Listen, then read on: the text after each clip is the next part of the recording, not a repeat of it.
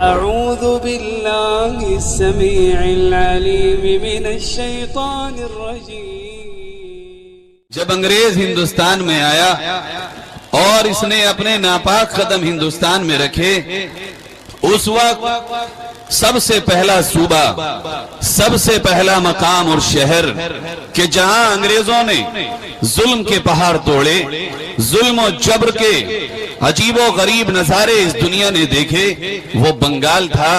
لیکن جب بنگال پہ ان کا تسلط ہوا، ماں اور بہنوں کی عزتیں محفوظ نہ رہیں، لوگوں کے مال محفوظ نہ رہے، اس وقت جب بنگال انگریزوں کے چنگل میں پوری طرح سے آ گیا، اس وقت جب بنگال میں ظلم و تشدد کے پہاڑ توڑے جانے لگے، اس وقت جب بنگال کے رہنے والے ہندو مسلمان تمام ہندوستانی بھائیوں کے نہ عزتیں محفوظ تھیں، نہ آبرو محفوظ تھی، نہ مال محفوظ تھا، نہ سر محفوظ تھا، اس وقت بنگال کی سرزمین پر کھڑے ہو کر کے انگریزوں کے خلاف علم جہاد بلند کرنے والا، انگریزوں کی آنکھوں میں آنکھیں ڈال کے انگریز سے بات کرنے والا، انگریزوں کو للکارنے والا، آپ کا بھائی، آپ کا دوست، آپ کا پیارا، آپ کے مذہب کا علمبردار بنگال میں رہنے والا نواب سراج الدولہ تھا، جس نے 1757 میں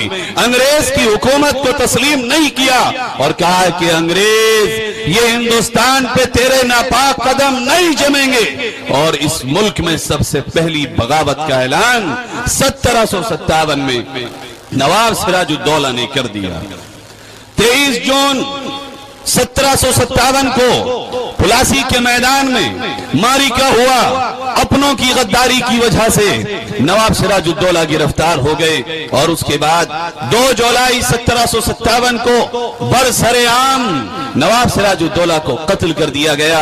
یہ ہندوستان کی تاریخ ہے کہ ہندوستان میں انگریز کے خلاف کھڑا ہونے والا، انگریز کے خلاف علم بغاوت کرنے والا، انگریز کی آنکھوں میں آنکھیں ڈال کے انگریز کو للکارنے والا اگر کوئی سب سے پہلا نام تاریخ میں لکھاتا ہے وہ مسلمان ہے، مسلمان کی اولاد ہے، مسلمان کا سپوت ہے، مذہب اسلام کا ماننے والا نواب سراج الدولہ ہے.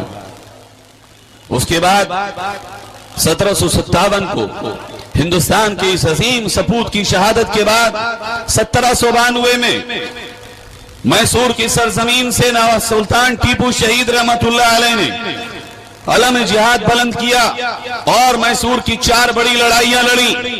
اس کے بعد 1799 آیا، انگریزوں کے دانت کھٹے ہو گئے، ان کی جڑیں ہل گئیں، ان کی عمارتوں میں زلزلے آ گئے اور سلطان ٹیپو شہید رحمت اللہ علیہ سے ان کے نام سے ان کے جسموں میں لرزہ طاری ہونے لگا. لیکن آخرکار وہاں بھی یہی ہوا، اپنوں کی غداری کی وجہ سے 6 مئی 1799 کو سلطان ٹیپو شہید رحمت اللہ علیہ بھی سری رنگا پٹنم کے میدان میں شہید ہو گئے. اور یہ دوسری لڑائی لڑنے والا بھی تنے تنہا مسلمان ہے، انگریز کے خلاف علم بغاوت بلند کرنے والا یہ دوسری مرتبہ بھی تنے تنہا مسلمان کا بیٹا ہے. اس کے بعد 1803 میں دلی میں جب انگریزوں نے قبضہ کیا اور اعلان کیا وہاں پر وائسرائے برطانیہ نے کہ آج سے ملک یہ غلام ہوا، حکم یہ ملک بادشاہ کا، خلق خدا کی اور حکم ایسٹ انڈیا کمپنی کا ہوگا.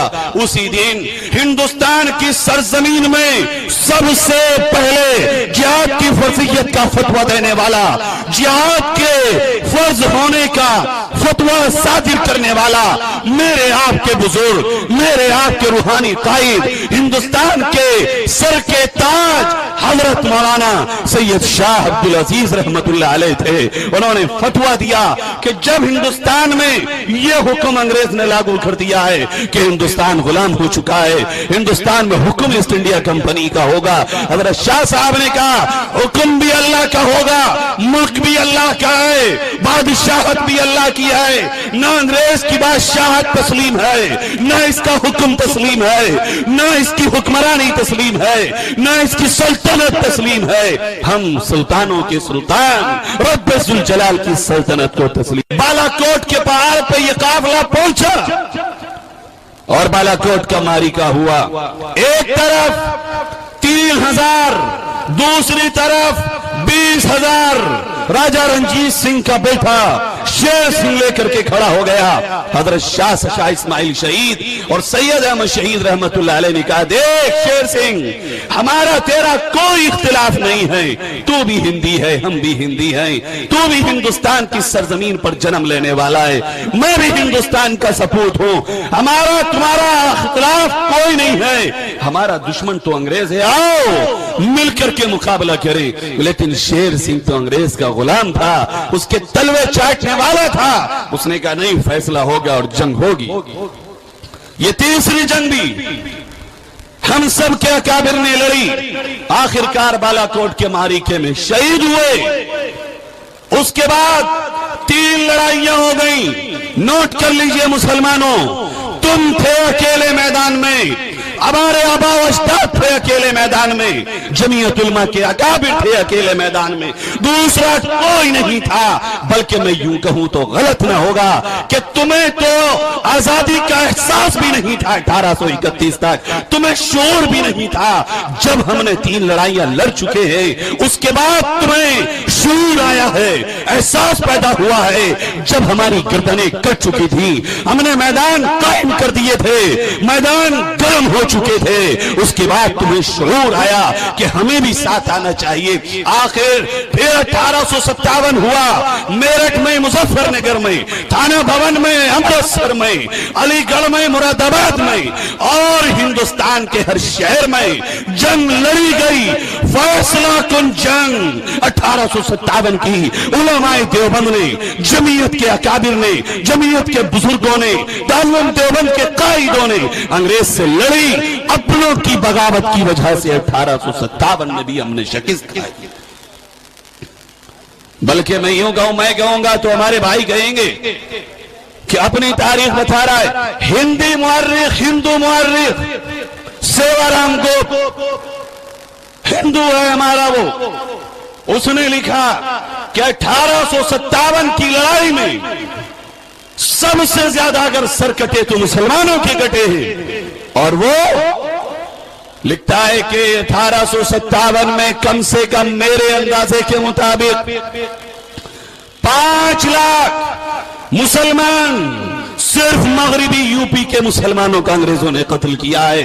لاؤ تو کہیں تم کہیں اپنا حصہ تو دکھاؤ, انگریز سے اس انداز میں مقابلہ کرنے کا کوئی طریقہ دکھاؤ تو صحیح جس سے والہانہ انداز میں ہم نے اس سے مقابلہ کیا ہے.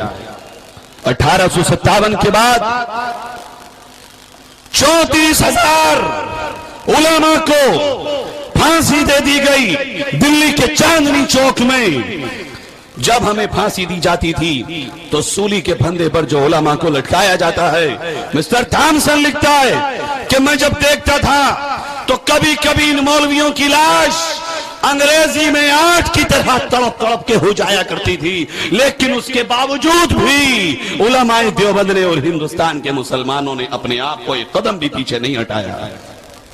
اس کے بعد پھر تحریکیں چلی, 4 لڑائیاں یہ ہوئی. اس کے بعد پھر مشترکہ لڑائی ہوئی, گاندھی جی بھی ساتھ آئے اور دیگر مجاہدین آزادی بھی ساتھ آئے. بالآخر 1947 15 اگست 1947 کو یہ ملک آزاد ہوا. اور اس سے پہلے تھوڑا سا میں آپ کو یہ بتاؤں کہ 1919 میں جمعیت علماء کا قیام ہوا, اور یہ ایسے وقت میں تھا کہ جب ملک آگ کے شعلوں پر کھڑا تھا, جب ملک آگ پر, انگاروں پر کھڑا تھا, جمعیت علماء کا قیام ہوا. اور اتنی بڑی حصہ داری کسی آرگنائزیشن کی, کسی تحریک کی, کسی تنظیم کی ہندوستان کی آزادی میں نہیں ہے جتنی بڑی حصہ داری جمعیت علماء کی اور اس کے اکابر کی ہے. 1919 میں جمعیت علماء کا قیام ہوتا ہے. 1 سال کے بعد جمعیت کے اکابر انگریز کے بائیکاٹ کا اعلان کر دیتے ہیں. ملازمت حرام, نوکری حرام, امداد حرام, انگریز سے تعلق حرام, اس کی کی فوج میں بھرتی ہونا حرام، اور یہ جگر، یہ شجاعت، یہ بہادری صرف اور صرف جمعیت علماء کے اکابر کو تھی، باقی اللہ نے کسی کے حصے میں یہ شجاعت نہیں رکھی۔ اس کے بعد مقدمے چلے، گاندھی جی نے سول نافرمانی کی تحریک چلائی، سب سے زیادہ حصہ لینے والے اگر کوئی تھے تو دلی سے لے کے اور ہندوستان کے ہر شہر میں سب سے بڑی گرفتاریاں اگر دی تھی تمہاری اس جمعیت علماء نے دی تھی، اور کوئی نہیں تھا۔ اس کے بعد گاندھی جی آپ ضرور فریڈم فائٹر اور مجاہد آزادی ہیں، لیکن ہندوستان کی مکمل 100% آزادی اور فریڈم کا نعرہ پوچھو تم تاریخ کے صفحات سے، الٹو تاریخ کے اوراق کو، پلٹو تاریخ کے صفحات کو اور دیکھو کھول کے، سب سے پہلے مکمل ہندوستان میں آزادی کا نعرہ اگر کسی نے دیا تھا تو جمعیت علماء نے دیا تھا، کوئی نہیں تھا۔ اور آخر جب ہندوستان کو بانٹنے کی بات کی گئی، جمعیت علماء کھڑی ہوئی اور کہا جمعیت نے ہندوستان کو مت بانٹو، اس لیے کہ یہ ہندوستان اگر بٹا تو نہ یہاں محفوظ رہیں گے لوگ، نہ وہاں محفوظ رہیں گے لوگ، بلکہ اگر تمہیں ہندوستان کو آباد کرنا ہے، ہندوستان کو ترقی پر چلانا ہے تو ہندوستان کو متحدہ ہندوستان بناؤ۔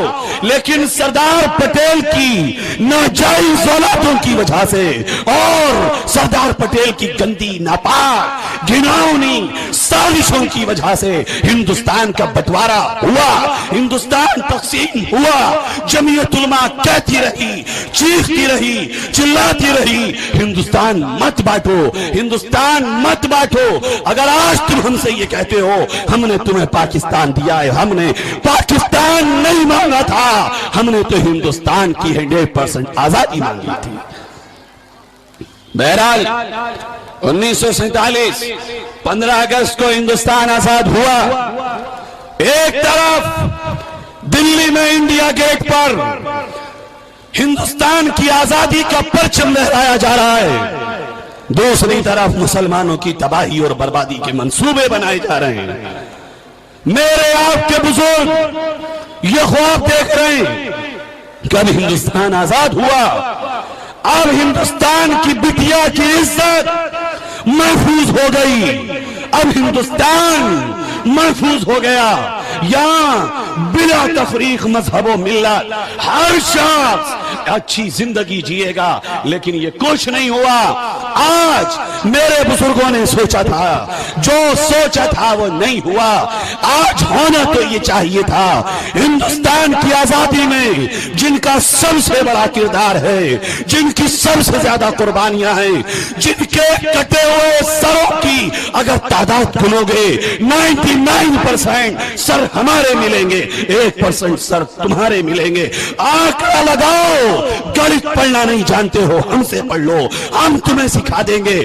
تم پانچوں کی پانچوں آزادی کی لڑائیوں کا حساب لگاؤ اور دیکھو ایمانداری کے ساتھ، انصاف کے ساتھ، عدل کے ساتھ، انصاف کے ساتھ اس پیمانے پر تولو، تم خود یہ کہو گے کہ مسلمان 99% ہندوستان کی آزادی کا حصہ دار ہے۔ لیکن کیا ہوا؟ ہونا تو یہ چاہیے تھا کہ ہندوستان میں جس طرح سے ہمارے فریڈم فائٹرز جو ہندو تھے قابل تعریف ہیں، وہ اسی طرح جس طرح ان کے ناموں کی لسٹیں بنائی گئیں، ان کو اعزاز سے نوازا گیا، ان کو انعامات سے نوازا گیا، جس طرح سے برادران وطن کے فریڈم فائٹرز کو عزت سے نوازا گیا، ہوتا تو یہ مسلمان کو بھی اسی طرح نوازا جاتا، ہوتا تو یہ مسلمان کے مجاہدین آزادی کی لسٹ بھی پارلیمنٹ اور راجیہ سبھا کے ہاؤس میں سنائی جاتی۔ لیکن اگر ہوا تو یہ ہوا، آج 65 سال آزادی کو گزر چکے ہیں، مسلمان کو اگر کچھ ملا ہے تو 23,000 فسادات کا گلدستہ اس کے ہاتھ میں آیا ہے، اس کے سوا کچھ نہیں۔ اور اس 23,000 فسادات میں کٹا مسلمان، مرا مسلمان، لوٹی مسلمان کی عزت گئی، لوٹے گئے مسلمانوں کے مال اموال اور املاکیں ان کی اجاڑ دی گئی، ان کی تباہی اور بربادی کا کوئی دقیقہ ایسا نہیں تھا جس کو چھوڑا گیا ہو، اور ظلم پر ظلم یہ کاٹا مسلمان کو گیا، دبایا مسلمان کو گیا، لاشیں مسلمان کی گری، آبروئیں مسلمان کی لوٹی گئی، اور پھر کہہ دیا گیا کہ فساد کا ذمہ دار مسلمان ہے، مسلمان جذباتی ہے، مسلمان ایموشنل ہو جاتا ہے۔ ارے سنو، ہم سے کہتے ہو، پھر بھی ہم سے کہتے ہیں، اتنی قربانیوں کے بعد، اتنی گردنیں کٹانے کے بعد ہم سے یہ کہہ دے کہ لاؤ پھر بھی ہمیں محبت کی سند دو۔ کیا جمعیت علماء اس کا ٹائٹل تمہاری اس بات کی گواہی کے لیے کافی نہیں ہے کہ تم ہندوستان کے وفادار ہو؟ میں کہتا ہوں اور پھر ارے ان سے مانگتے ہو محبت کی سند؟ تعلیم امن دی جنہیں ہم نے 1400 برس تک، ارے 1400 سال سے جنہیں ہم محبت کی تعلیم دیتے چلے آ رہے ہیں، جنہیں ہم امن کی تعلیم دیتے چلے آ رہے ہیں، صلح حدیبیہ میں اور ہندوستان سے لے کے دنیا کے ہر ملک میں مسلمان امن کی تعلیم دیتا ہے۔ نبی اکرم صلی اللہ علیہ وسلم کے زمانے سے لے کر آج تک مدارس کی خانقاہوں میں اور ہمارے اکابر اور بزرگوں کی خانقاہوں میں جا کے دیکھو، کتابیں پڑھو، تقریر سنو، ان کے خطبات اٹھا کر دیکھو، جنہیں ہم نے 1400 برس تک امن کی تعلیم، محبت کی تعلیم دی ہے، وہ ہم سے پوچھ رہے ہیں کہ محبت کی سند لاؤ۔ میں کہتا ہوں تعلیم امن دی جنہیں ہم نے 1400 برس تک، وہ آج ہم سے محبت کی سند مانگ رہے ہیں۔ اور یہ سورج جس کا کام یہ ہے کہ اگر ذرا سی گرمی اس کو برف کو دکھا دے تو برف پگھل جائے، برف جس کا کام یہ ہے کہ تپش لگے اور وہ پگھل جائے۔ میں کہتا ہوں انہی کو مخاطب کر کے، سردار پٹیل کی ناجائز اولادوں کو مخاطب کر کے کہتا ہوں کہ حیرت ہے، برف کے پگھلتے ہوئے کچھ ٹکڑے سورج سے حرارت کی سند مانگ رہے ہیں۔ اور کتنا مارو گے ہمیں؟ آج وقت آیا ہے کہ جمعیت علماء ان فسادات کے لیے مطالبہ کر رہی ہے تم سے قانون بنانے کا۔ بناؤ قانون۔ اگر قانون نہیں بناؤ گے، اگر تم اس مطالبے کو نہیں مانو گے، ملک برباد ہوگا، ملک تباہ ہوگا، ملک کی معیشت تباہ ہو جائے گی۔ اس لیے کہ جس ملک میں 25 کروڑ مسلمان خوشحال نہیں ہوگا، وہ ملک بھی خوشحال نہیں ہو سکتا۔ میرے دوستو، یہ جو 3 مطالبے حضرت آپ کے سامنے بیان کریں گے، جو رکھے ہیں آج، میں آپ کو ایک بات بتا رہا ہوں، قیادت کا دم بھرنے والے بہت ہیں، لیڈری کے دعوے کرنے والے بہت ہیں۔ میں قائد ہوں، میں رہبر ہوں، میں کچھ اور ہوں، لیکن یاد رکھنا قیادت کا صحیح حقدار کون ہے؟ قیادت کا حق کون ادا کر رہا ہے؟ مسلمان 65 سال سے پٹتا ہے، کہاں چلے گئے؟ کہاں چلے گئے ہندوستان کے رہبر؟ کہاں چلے گئے ہماری بہنوں کے آنسوؤں کو پہنچنے والے؟ کوئی نہیں آیا، نہ منسٹر کوئی آیا، نہ ایم ایل اے کوئی آیا، نہ ایم پی کوئی آیا، نہ کوئی اور مذہبی لیڈر آیا۔ اگر کسی نے آ کے میری ماں کے دکھ کو بانٹا ہے تو وہ صرف ایک شخصیت ہے، وہ صرف ایک ذات ہے۔ ہندوستان کے حالات تو دیکھو، میں نام دے رہا ہوں آپ کے سامنے اور کھل کے کہتا ہوں، اللہ کو حاضر و ناظر جان کے کہتا ہوں، کوئی ہندوستان میں سوائے امام الہند مولانا ارشد مدنی صاحب دامت برکات ان کے علاوہ، مولانا ارشد مدنی کے علاوہ کوئی نہیں ہے جو بغیر کسی لالچ اور حرص اور طمع کے مسلمانوں کی لڑائی کے لیے آگے بڑھا۔ دیکھیں آپ، ابھی 18-15 سال سے نیا منصوبہ بنایا گیا، لاؤ مسلمان کے بچے کو ڈال دو جیل میں پکڑ کے، کیا دو دیسا یہ ٹیررسٹ ہے، یہ آتنکوادی ہے، سپریم کورٹ کے آئین کو تباہ کر رہی ہے، قانون کی دھچیاں اڑا رہے ہیں، قانون کے ٹکڑے ٹکڑے کر دیے، کوئی ان کی مار پکڑنے والا نہیں، کوئی ان کے ظالم پنجے کو دبوچنے والا نہیں۔ آپ دیکھیے میرے رامپور سے میرا تعلق ہے، سی آر پی ایف میں 31 دسمبر 2007 کو حملہ ہوا، سب کو معلوم ہے حملہ نہیں تھا، آپس کی رنجش میں شراب پی کر کے جشن میں گولیاں چلی، لیکن 5 مسلمان جوانوں کو پکڑ لیا گیا۔ رامپور کا قائد، یو پی کے قائد، ملک کے قائد سوتے رہے اور ان 5 جوانوں کو 6 مہینے تک نہ داڑھی میں کنگھا کرنے کی اجازت، نہ بالوں میں کنگھا کرنے کی اجازت، نہ نہانے کی اجازت، 6 مہینے تک ان کے بالوں میں چوہیں پڑ گئی، میل کا مار لگ گیا، کوئی ان کا پرسان حال نہیں پوچھنے والا، کوئی یہ بھی کہنے والا نہیں کہ یہ غلط ہے۔ سب نے کہا ہم مذمت کرتے ہیں، سی آر پی ایف حملے کی مذمت کرتے ہیں، لیکن میرے قائد کھڑے ہوئے، حضرت مولانا ارشد مدنی صاحب کھڑے ہوئے، کہا تم یہ کہو مسلمان بے نمازی ہے مان لوں گا، تم یہ کہو مسلمان سنت سے نبی کی دور ہے میں مان سکتا ہوں، لیکن اگر یہ کہو گے مسلمان دہشت گرد ہے، ارشد مدنی اس کو نہیں مانے گا۔ اور کھڑے ہوئے سی آر پی ایف کانڈ کا مقدمہ اپنے ہاتھ میں لیا اور دلی سے وکیل صاحب رامپور ہر تاریخ پہ آتے ہیں۔ کون ہے وہ؟ مولانا کا کوئی رشتہ دار نہیں، حضرت کا کوئی ریلیشن ان سے نہیں تھا، کوئی تعلق اس سے پہلے نہیں تھا، نہ ان کے اسٹوڈنٹس اور شاگرد ہیں وہ، لیکن ایک رشتہ ہے جو مجھے اور آپ کو رب نے دیا ہے، وہ رشتہ جو سب سے پاک ہے، جو سب سے معزز ہے، جو سب سے برتر ہے، جو سب سے بالا ہے، وہ رشتہ ہے ایمانی رشتہ۔ میرے قائد نے کہا ایمانی رشتے کا بارہ میں رکھوں گا اور میں تمہارے مقدمے لڑوں گا۔ ان کی مائیں روتے روتے اندھی ہو گئیں، کسی کو ان کے آنسو پہنچنے کی فکر اور وقت بھی نہیں تھا، لیکن ہمارے حضرت مولانا ارشد مدنی صاحب آئے، حالانکہ وہ 5 کے 5 ہمیں ماننے والے نہیں، ہم سے تعلق رکھنے والے نہیں، وہ 5 کے 5 ہم سے بچنے والے مسلک سے تعلق رکھنے والے تھے، لیکن حضرت نے کہا کچھ بھی ہو یہ مسلمان تو آئے، میں ان کا مقدمہ لڑوں گا۔